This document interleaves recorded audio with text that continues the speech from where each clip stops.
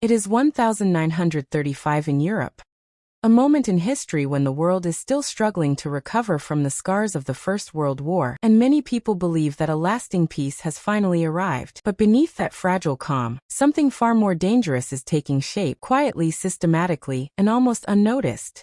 Adolf Hitler is presenting himself to the world as a statesman of peace, speaking about stability, diplomacy, and respect for international agreements. Yet behind the scenes, Germany is rapidly transforming into a militarized state preparing for a far greater conflict.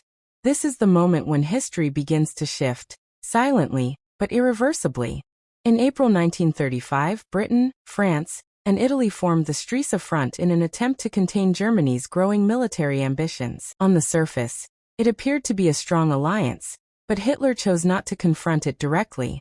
Instead, he used diplomacy as a weapon. On May 21, 1935, he delivered a major peace speech, publicly promising respect for international treaties and limits on German naval expansion. The goal was not peace itself, but to create trust, weaken unity among Germany's rivals, and open diplomatic cracks within the Western alliance. The strategy worked. Just weeks later, on June 18, 1935, the Anglo-German Naval Agreement was signed, allowing Germany to expand its navy up to 35% of the size of the British Royal Navy, effectively undermining the restrictions imposed after the First World War. At the same time, a very different reality existed inside Germany. Between 1933 and 1939, approximately 60 billion Reichsmarks were spent on rearmament. While the Treaty of Versailles had limited Germany's army to just 100,000 men, the regime quietly expanded its forces to nearly 1.5 million. Thousands of aircraft and thousands of tanks were produced, turning Germany into a rapidly growing military power capable of large-scale at a serious economic cost. Despite the efforts of Jalmarschak, the pressure of rearmament placed a heavy strain on the economy. Wages remained largely stagnant while the prices of basic goods increased. However,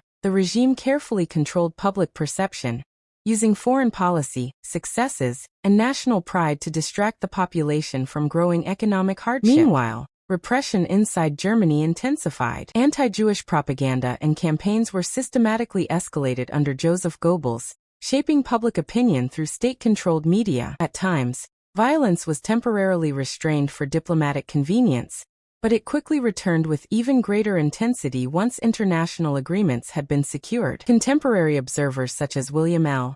Shire and Victor Klemperer later recorded a society filled with contradictions, outwardly confident and unified, yet inwardly anxious, fearful, and increasingly aware that another war was approaching. Many sensed the danger, but few had the power or the will to stop it. In the end, this period was not merely about diplomacy or economics. It was the silent construction of a war system that would soon reshape the world order. And while most of the world believed peace was being secured, history was already moving in the opposite direction, toward a conflict far larger than anyone was prepared to face.